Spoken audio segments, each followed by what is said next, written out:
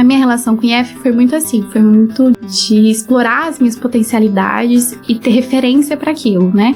Então, eles, além do ensino teórico, que é muito forte, eles também te orientam profissionalmente, né?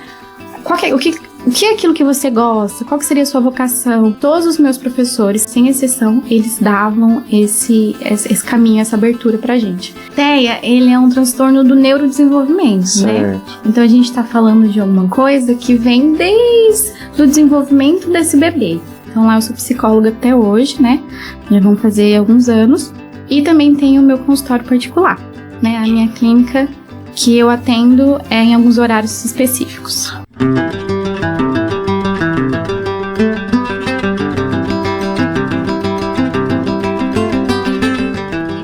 Muito bem, estamos aqui com a Mariana. Mariana, muito obrigado pela sua presença. Obrigada.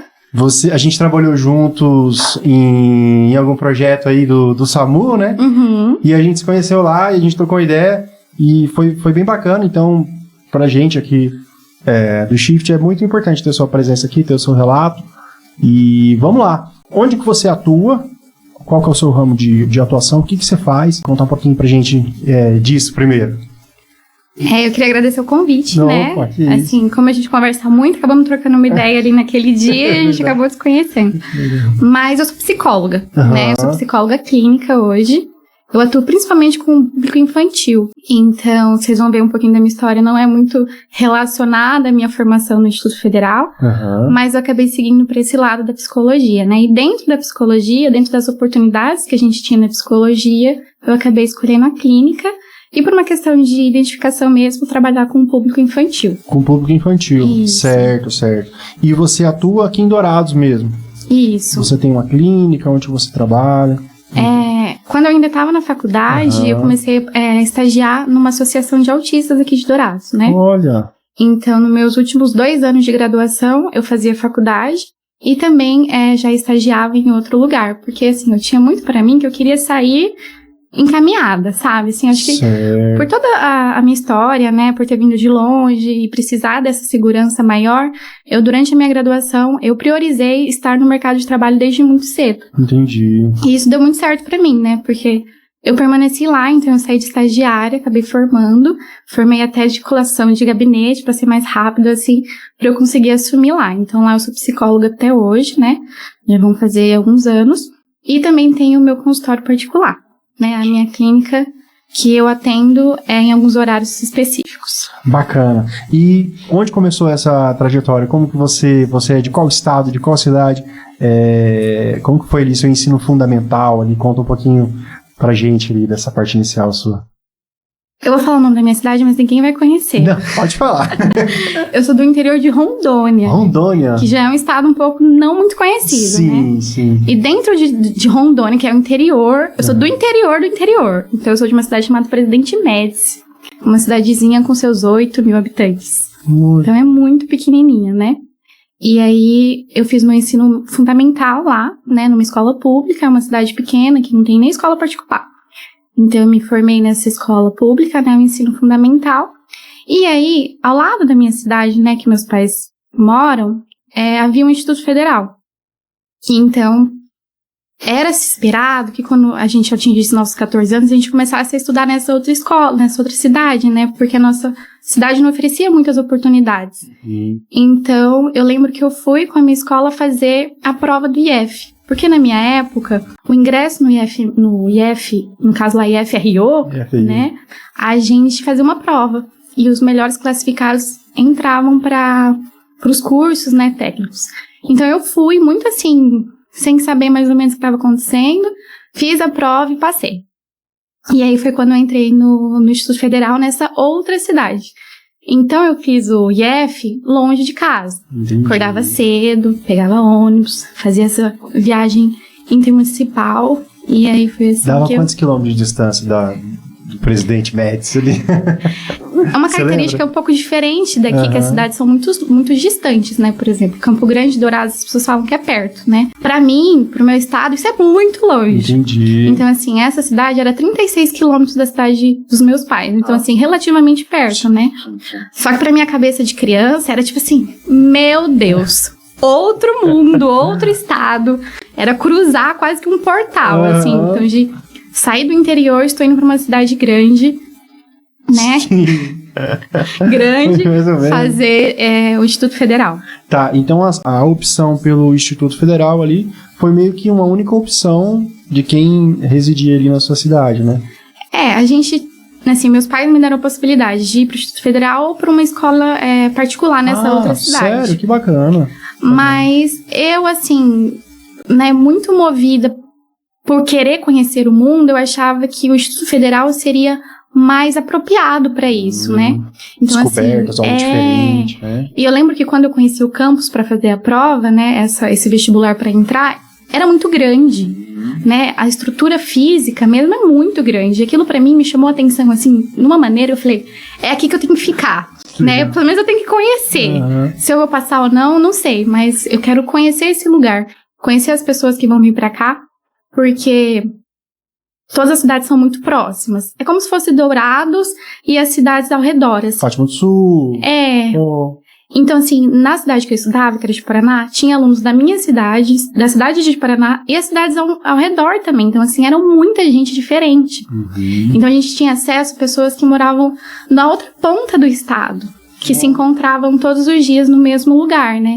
Então, assim, a troca de experiências, as trocas de vida mesmo, né? Apesar de sermos muito novos, parece que a gente tinha, sei lá, 20 anos. Não, a gente tinha 14. Um monte de criança se conhecendo, né? Então, foi muito legal, assim, ter essa possibilidade de conhecer pessoas novas, de cidades diferentes. Então, até essa troca de, como que é a cidade que você mora? Tem shopping? Tem não sei o quê? Era, assim, pra gente, foi pra mim muito importante pra quem eu sou hoje, assim, ter esse contato tão cedo com pessoas tão diferentes. Que legal. E o Instituto ali, qual curso que você escolheu pra fazer? Tinha a opção de curso? Que você decidiu fazer lá? Então, no Instituto Federal que eu estava, a gente tinha a opção de 3 cursos, que era técnico em informática, técnico em química e técnico florestal. Então, assim, são cursos, né, o florestal acho que é muito específico de lá, não conheço aqui no Mato Grosso do Sul se tem, não tem, né? O de química eu achava muito, não conversava muito com o que eu gostava de estudar, de floresta também não, e a informática eu via como uma possibilidade. Né, assim, nunca pra mim foi uma coisa de quero seguir na área. Sim. Mas, assim, um conhecimento que iria me agregar mesmo que eu não seguisse na área, né? Então, assim, potencializa muito o currículo, né? Você ter um técnico em informática, porque a gente sempre vai precisar desse conhecimento, né? E no mundo que a gente vive hoje, eu acho que isso é fundamental. Então, assim, mesmo muito nova, eu consegui ter essa percepção de que talvez a informática fosse mais valiosa pra mim, né, no meu contexto, pro que eu queria pra minha vida. Então, eu escolhi informática. E a informática, ela casa com qualquer área, né? Qualquer área que você for atuar. Hoje em dia, eu vejo muito assim, quando eu vou corrigir um teste, tem que fazer um gráfico, eu fico... Eu sei. Bacana. Então, foram quantos anos que você passou ali no IFRO? A gente chama de IFRO. IFRO? Combinava muito, né? Então, é verdade. IFRO. IFRO. Assim, eu estudava no IFRO. Tá. Eu fiquei 4 anos. Quando eu entrei, a minha turma foi a penúltima turma desse regime 4 anos, né? Depois eu lembro que mudou, que foi pra 3. Então, foram 4 anos de período... alguns períodos integrais e outros não, né? Então foi bastante tempo que eu permaneci lá. Tá, e o que você lembra dessa sua experiência, dessa sua formação, né, Mari? Com 14 anos a gente praticamente a gente sabe o que nossos pais ensinaram ali, o ensino fundamental, mas eu acho que essa fase é muito importante, né, para a nossa cognição, que a gente pega de experiência com os professores, com a própria escola, né? Você teve a oportunidade de estudar numa escola muito, muito interessante, né, que são os institutos federais. O que você agregou ali daqueles conhecimentos para a sua vida hoje como profissional, assim, sua vida pessoal também? O que você pode falar disso? Eu acho que pensar no IF e pensar em mim é a mesma coisa, assim, eu não consigo me ver não tendo essa experiência na minha vida, assim, acho que a gente ficou quase que a mesma coisa. Que legal. Porque quando eu entrei, igual você falou, assim, eu entrei com 14 anos. Para além de 14 anos, eu saí de uma cidade muito pequena. Então eu lembro que quando eu cheguei no Instituto Federal, foi encontrar referências, sabe? Referências acadêmicas, referências intelectuais mesmo, professores muito bem formados, né? Então foi o primeiro acesso que eu tive a mestres, a doutores, a pós-doutores. E eu nem sabia o que era aquilo. Né? Eu cheguei e ficava assim, meu Deus, mas sério que você foi para Portugal estudar? Tipo, uau! E a gente tudo muito novo e todos estavam tendo a mesma experiência, era uma coisa muito compartilhada, e isso era muito legal. E nós permanecíamos muito tempo na escola, né? Então eu lembro que eu saía de casa às 6 horas da manhã e tinha dias que eu chegava às 6 horas da noite. Então, assim, muito tempo longe dos meus pais, que eram as minhas referências até então, para ter como referência esses professores. E nisso, eu acho que o Instituto Federal, ele se destaca muito, os bons professores. Sim. E professores que gostam do que faz. E eu lembro muito disso, assim, de ter tido professores que olharam para mim para além de uma estudante, né? De pegar na minha mão e falar assim, olha, vamos ver quais são suas potencialidades. Ah, você gosta disso, então o que você pode fazer com isso?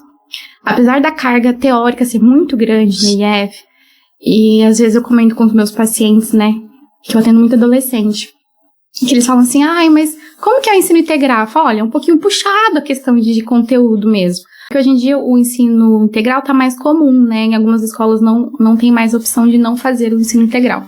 E quando eles me perguntam assim, mas não é muito conteúdo? Eu me lembro que era muito conteúdo, assim. Eu lembro que como eu cheguei de uma escola, né, mais tranquila, eu me deparei com uma carga de estudos muito maior. Então eu tive que aprender a estudar em casa. Apesar de passar muito tempo no Instituto Federal, quando eu chegava em casa eu tinha que estudar, porque eu me sentia até um pouco atrás dos meus colegas, sabe? Então, assim, eu lembro que eu fiz aula de reforço, meus pais, né, pagaram um professor para eu aprender matemática, porque eram coisas muito mais avançadas, né? Então, eu lembro que a carga teórica era muito grande, mas, ao mesmo tempo, os professores davam um jeito de deixar aquilo mais significativo. Então, ontem, quando eu tava pensando um pouquinho no IF, eu comecei a me lembrar de aulas que a gente tinha que eram muito especiais, assim, de piquenique, de sair na rua para ter uma aula sobre... a gente vai ter uma aula sobre literatura. E aí ia para um lugar que remetesse aquele livro, né, aquela escola. Enfim, a gente tinha oportunidade de trazer significado porque a gente aprendia. Eu acho que o IF, ele possibilita muito isso com as aulas práticas também, né? Porque além da teórica, eu me lembro disso, a gente tinha muito laboratório. A gente tinha acesso ao laboratório de química, de física, a gente tinha acessos que talvez as pessoas não tenham em outros lugares, né? E isso trazia um significado, né? Um afeto, uma curiosidade que foi fundamental, assim, para que eu pudesse acompanhar o ritmo da minha sala. Então, quando eu cheguei, eu me senti um pouquinho atrasada, assim, em relação aos meus colegas. Mas depois eu lembro que eu consegui recuperar isso justamente por querer pertencer muito àquele lugar também. Eu queria merecer estar ali no sentido de eu também dou conta, né? Eu vou conseguir, eu vou fazer parte disso aqui, porque eu também quero ser tão grande, assim, nem questão de sucesso financeiro, nem nada, mas assim, de ter na minha vida algo que dê tanto sentido quanto eu vejo sentido para os meus professores. Porque eu lembro que eram pessoas muito apaixonadas pelo que faziam. E eu acho que isso é o que mais ficou em mim, assim. Encontre o seu lugar no mundo, encontre aquilo que você gosta de fazer. A gente não era direcionado a cursos específicos, eu lembro que a gente não tinha essa pressão para fazer um curso A, um curso B. Tanto que cada um da minha turma seguia uma área muito diferente uma da outra, né? Quase nenhum seguiu informática. Então a gente tem arquiteto, a gente tem dentista, a gente tem médico, a gente tem... Todo mundo seguiu por caminhos muito diferentes. Porque eu lembro que não havia essa pressão pro curso que você tinha que fazer, mas sim de ser bom naquilo que você se propusesse a fazer. Então, eu quero fazer tal coisa. Então, seja muito bom nisso. E eles ensinavam isso de maneira muito, muito humana mesmo, né? Então, eu acho que a minha relação com o IF foi muito assim. Foi muito de olhar para as minhas potencialidades, de explorar as minhas potencialidades e ter referência para aquilo, né? Então, eles, além do ensino teórico, que é muito forte, eles também te orientam profissionalmente, né? O que é aquilo que você gosta? Qual que seria a sua vocação? E eu lembro que todos os meus professores, sem exceção, eles davam esse caminho, essa abertura pra gente. Então, eu lembro que isso foi fundamental, assim. A gente tinha aulas comuns, né, da grade comum, mas a gente tinha aulas muito diferentes. Então, assim, aulas de artes, que tinha exposições reais, assim. Eu lembro também de uma matéria que me marcou muito, que me ajudou hoje, inclusive, que foi empreendimento, assim. A gente tem que criar um empreendimento. Sim. E ganhar dinheiro. O que você vai fazer, como você vai fazer, é seu. A gente tinha, claro, né, toda uma orientação. Uhum. Então foi aí quando a gente começou a aprender, assim, a lidar com o grupo, né. Então o IF, ele explora muito essas atividades em equipe. E eu acho que isso é fundamental, porque a gente percebe que a gente não tá sozinho no mundo. E que a gente precisa fazer conexões o tempo todo. E lá eram muitos alunos, né? Eram turmas muito grandes, assim. Eu não sei como que é hoje, mas eu lembro que na minha turma tinha mais de 40 alunos. Então eram turmas muito grandes e você tinha que se dar bem com todo mundo. Porque os estágios, eles eram, ao mesmo tempo, eles eram um pouco segmentados, assim. Então, às vezes, você caía num grupo que você não era amiga de ninguém. Uhum. Mas você tem que ser amiga desse povo aí. Faça amizade, faça networking, que uma hora você vai precisar. Então eu lembro assim que todas essas potencialidades, todas essas habilidades que a gente precisa na vida adulta, todas eu tive um contato prévio, né? Então bem naquela fase ali que você está se desenvolvendo como pessoa, criando a sua identidade, é muito importante você estar num lugar em que te ofereça a possibilidade de se desenvolver de forma positiva mesmo, né? Então eu trabalho muito com adolescente, eu vejo muito isso, assim, como que o meio que eles estão vão influenciar eles serem quem eles são. Exato. Então, como eu tava ali naquele lugar que me acolheu muito bem e explorou minhas potencialidades, eu não consigo me ver hoje, de verdade, assim, nem é puxando saco.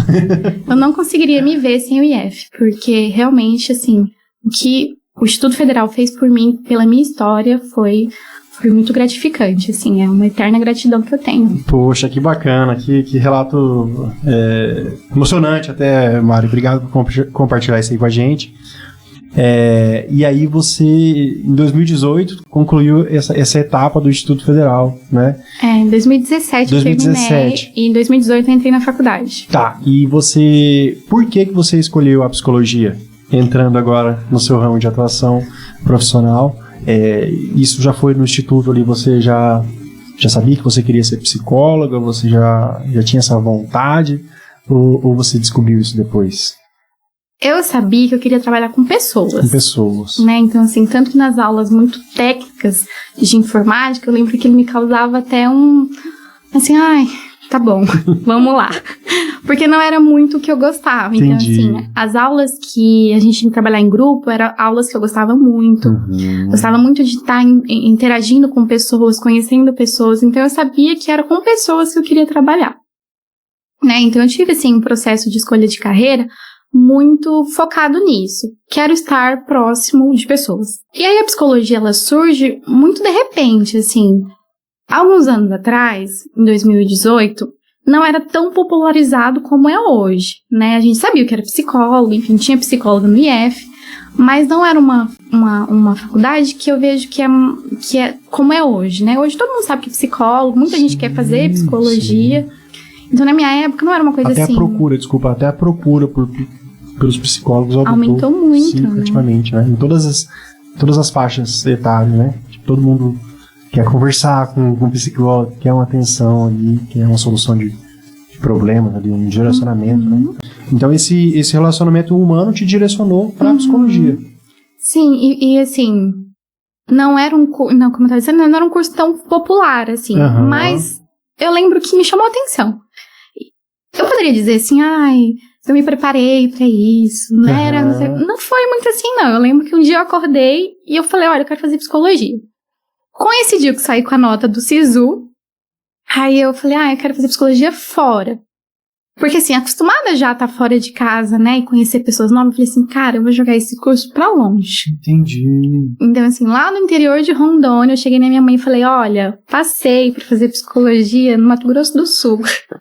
Aí a mãe falou assim, quê? Falei, eu acho que é o meu sonho. Aí meus pais me apoiaram, né, eu vim pra cá, eles vieram comigo. Eu permaneci um tempo na casa de uma tia minha que mora aqui. Legal. Aí depois eu já fui morar sozinha. Mas foi assim, a minha escolha de curso foi direcionada, mas ao mesmo tempo foi de uma vontade, um desejo não tão muito consciente, assim. Eu lembro que foi uma coisa que realmente, um dia eu acordei e falei, cara, eu acho que é isso que eu quero. E você cursou aqui na UFGD? Isso. Aí eu passei pelo SISU, né? E aí eu lembro que a gente tava viajando E aí eu fiz a minha matrícula por procuração, foi uma correria, né? Eu passei na primeira fase. E assim que a gente chegou de viagem, eu só coloquei as coisas na mala e desci pra cá. Você já conhecia aqui o Mato Grosso do Sul? Conhecia. A gente às vezes vinha em viajar, né? Meus avós eram de Glória, de Dourados. Então assim, a gente ficava aqui em Dourados, conhecia a cidade, mas não me imaginava morando aqui. Só que quando eu vim, parece que já tava certo que era esse o meu lugar. Então assim... Você, falando um pouco dessa migração de estados, assim, você sente diferença? Um pouco ali do social, ali das pessoas, do trato ali, de Rondônia pra cá, pro Mato Grosso do Sul? Sim, alguma diferença significativa ou não? Não teve muita... Eu acho que como eu fui cair direto numa instituição de ensino superior federal, que tinha gente de todos os lugares, é mais abrangente, assim, eu tive muito contato com gente de fora quando eu vim pra cá. Então, assim, tanto que meus amigos da faculdade, muitos já foram embora. Então, eu lembro que quando eu cheguei, eu estranhei mais isso. De, tipo, são muitas pessoas muito diferentes. Entendi. Porque no IF eram pessoas diferentes, mas eram pessoas diferentes meio que da mesma... Compartilhavam cultura semelhante, né? Aí, quando eu vim pra cá, tinha gente de São Paulo, tinha gente... Eu, de Rondônia. Gente daqui, gente de fora. Então, eu lembro, assim, que isso foi o que me causou mais estranhamento. Entendi. Lá não tem tereré. Lá não tem... Então, essa é uma coisa que todo mundo pergunta. Mas vocês tomam tereré? Assim, tem... Clichê, né? Aí pergunta outras coisas que eu não conhecia. Mas você sabe o que é chipa? E sopa paraguai? Não tem. Não tem. Assim, o tereré tem... Churrasco com mandioca? Aí eu vou fazer vou ter que falar uma coisa um pouco polêmica aqui. Fala, por favor. A mandioca daqui não é boa. Sério? Comparada à mandioca de Rondônia, assim. O meu sogro, ele adora mandioca. E aí, toda vez que eu venho, ele quer, não gosto. Mas eu não gosto da mandioca daqui. Então, assim, tem essas diferenças, particularidades de cada região. Mas eu não me senti muito deslocada quando eu vim, não. Eu acho que o Instituto Federal me ajudou nisso também. Porque eu vim muito focada em, eu vou fazer uma pesquisa, eu vou fazer uma monitoria, porque a gente tem tudo isso lá, né? Então, eu já sei mais ou menos onde que eu consigo uma bolsa, né? Editais, você já domina, né? Então, assim, eu já sei mais ou menos como que funciona isso aqui.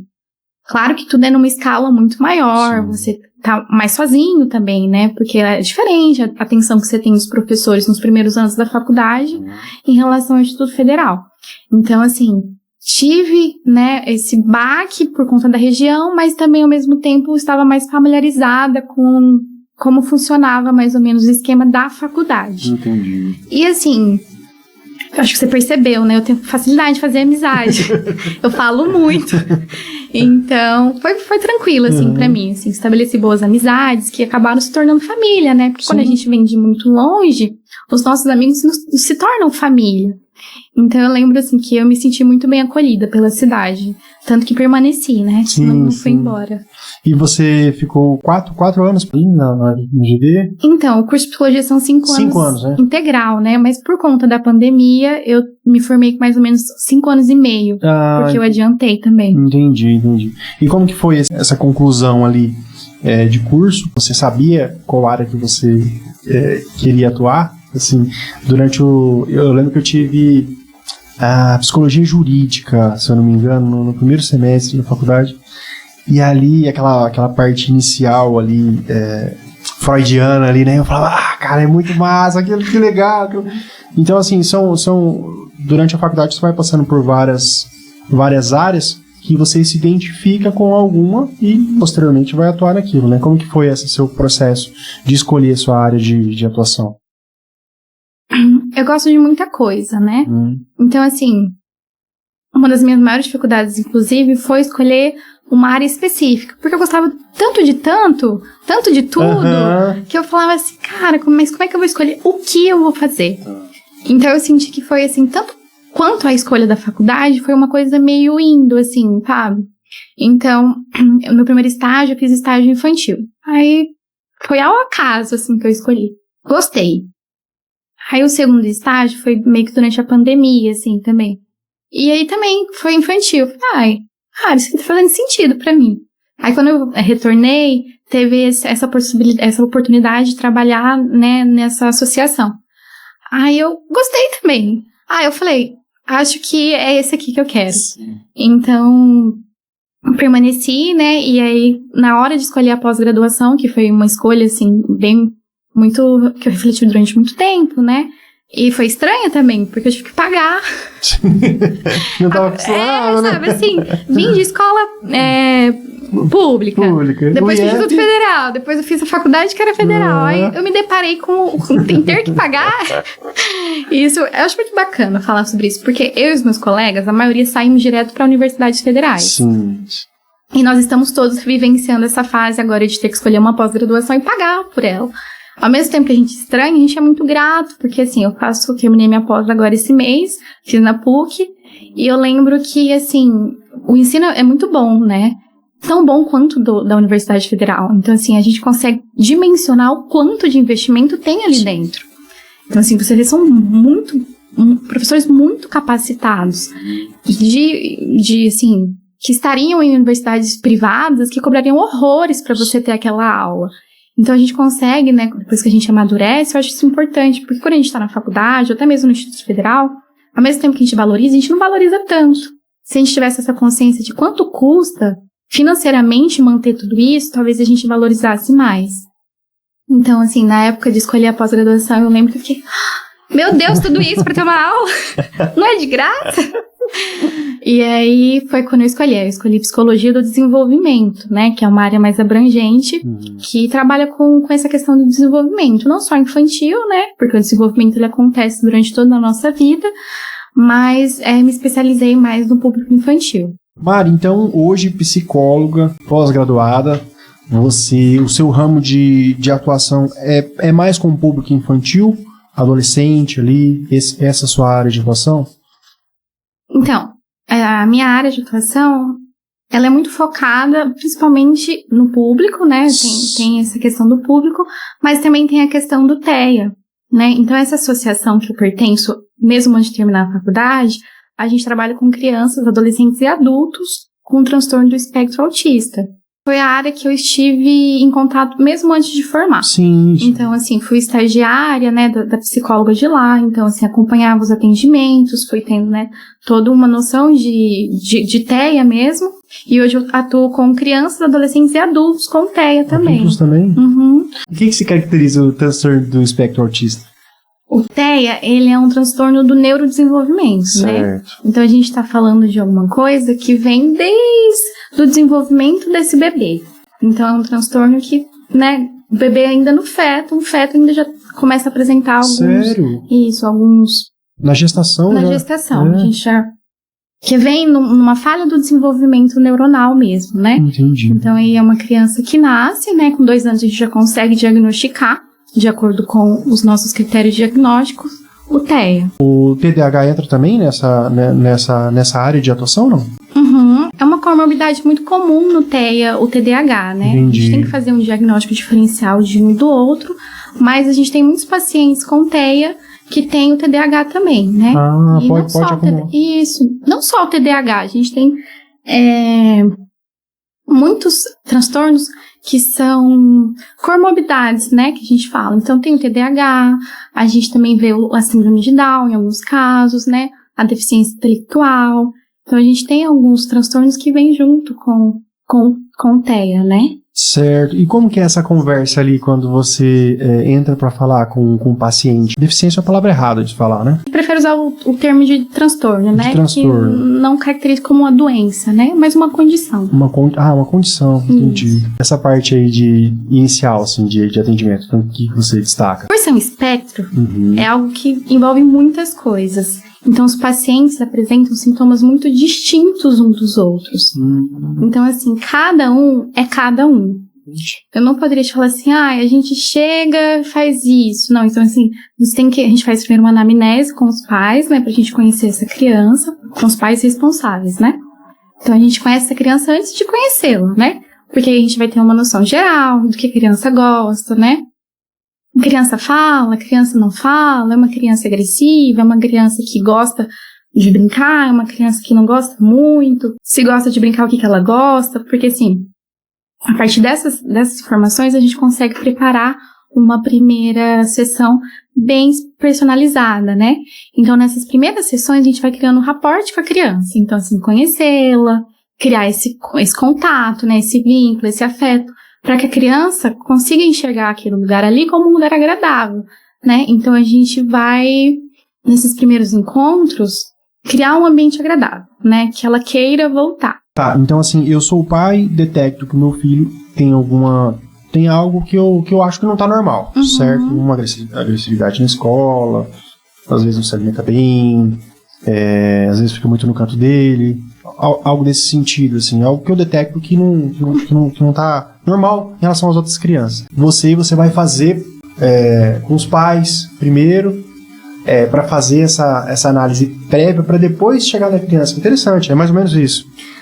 Então assim, eu parto do pressuposto que a criança já vem com diagnóstico. Tá, nesse caso, entendi. assim, eu suspeito, né, que a minha criança tenha TEA.